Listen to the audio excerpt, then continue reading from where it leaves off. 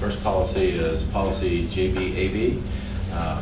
This is the Transgender, Gender Non-Conforming Students Policy.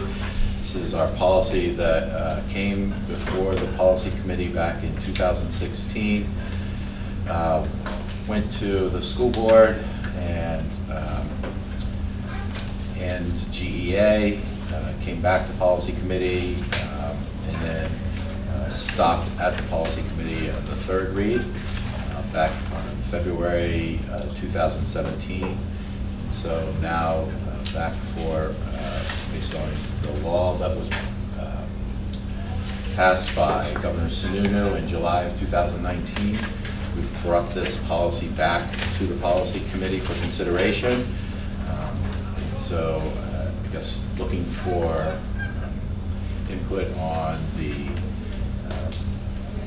policy itself, any changes that we might want to put into this policy as we consider it moving forward. In the packet that I handed out, there's a policy JBAB from Oyster River School District that was adopted back in 2015. And then they also have a addendum to that policy, JBAB-R, that was also adopted back in 2015. So those are for consideration in that packet. The next part of that packet, the last, actually, second to last page, the Office of Civil Rights, the U.S. Department of Office of Civil Rights. There's a paragraph on the first page of that. Starts with the departments interpret Title IX to require.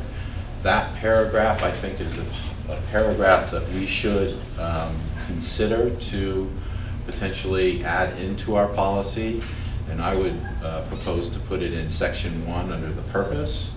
And we may want to wordsmith that paragraph, but certainly some of that language in that paragraph seems to be something that I would, again, suggest that we consider putting into our policy.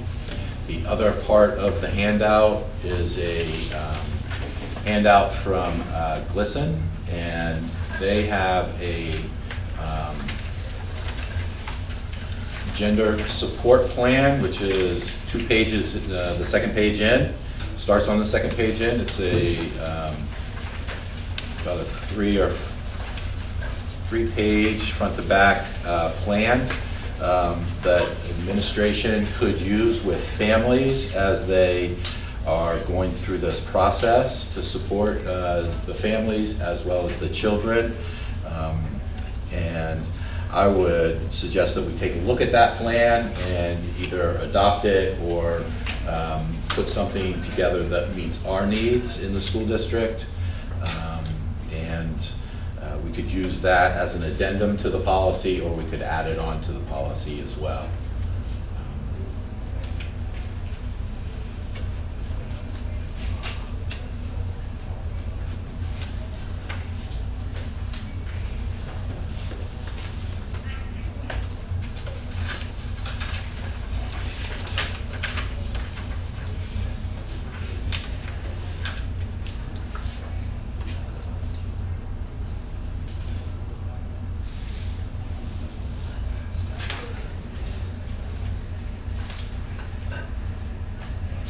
So you want to add the interpretation to the first section?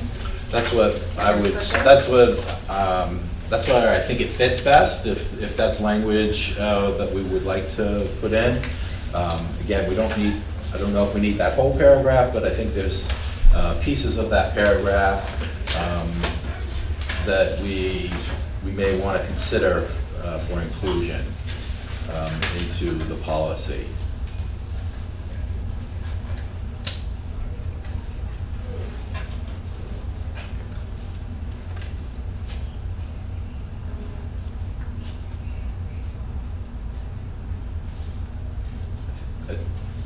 My understanding would be that that that would then really include the school in the conversations about how we're going to move forward with the students, and then that would then really precipitate the planning piece also with the family or with the student.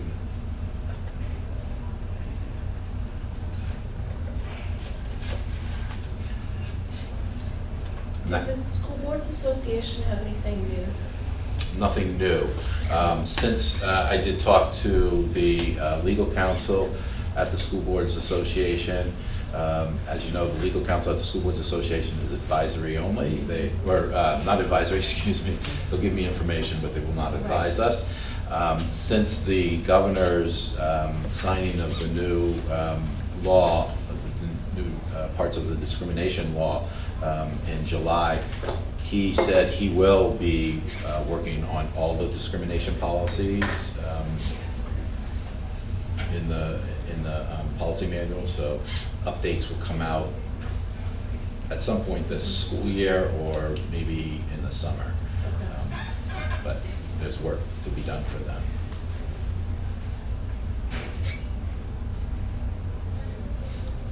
I'm fine with that. And two. I'm fine with it being in there. I think it definitely needs to be wordsmithed just a little bit. Uh-huh.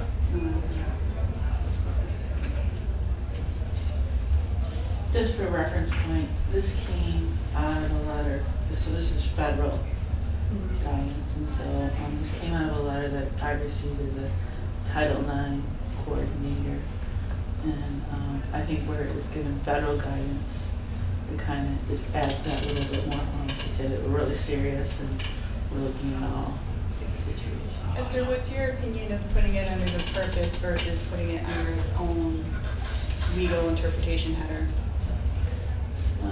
I think you do either way, to be honest with you, but I think the purpose really kind of gives an overview. In working with students across the board, I think it would be nice for them to have a way, if they would like, to create a plan. But, to share theirs, if they would like, to share. I find that they do, students, especially in middle and high, have really wanted to share their story in a confidential way because other people know.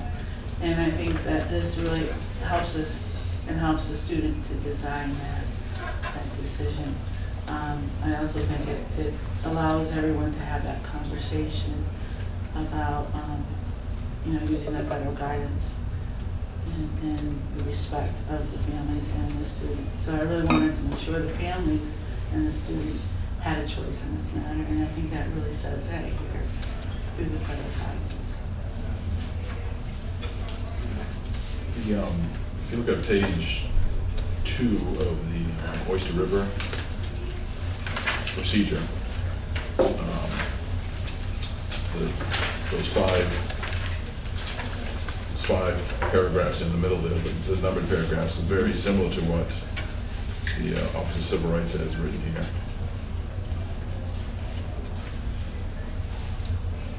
Sometimes we want to do a combination of the two, or have how that's laid out.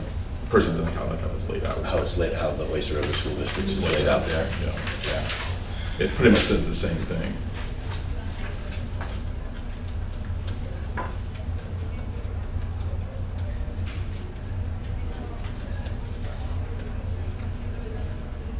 Talking about the section above where it says guidance on specific issues, the numbers above where it's About that. Yeah. I'm sorry. That's where you're at. Oh, yeah. The numbers Oh, I'm sorry. on Yes. that. Yep.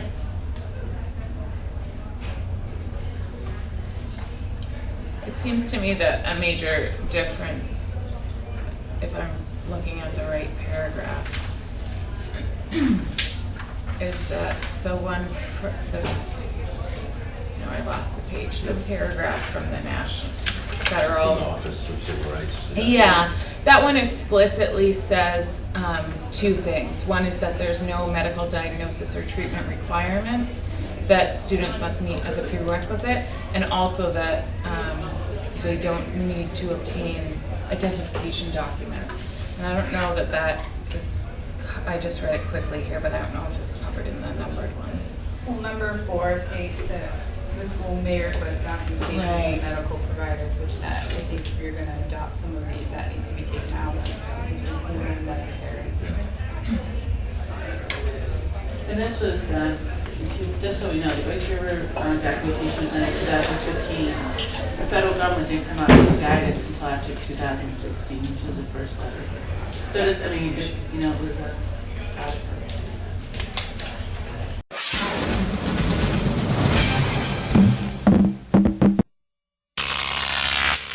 Croc TV.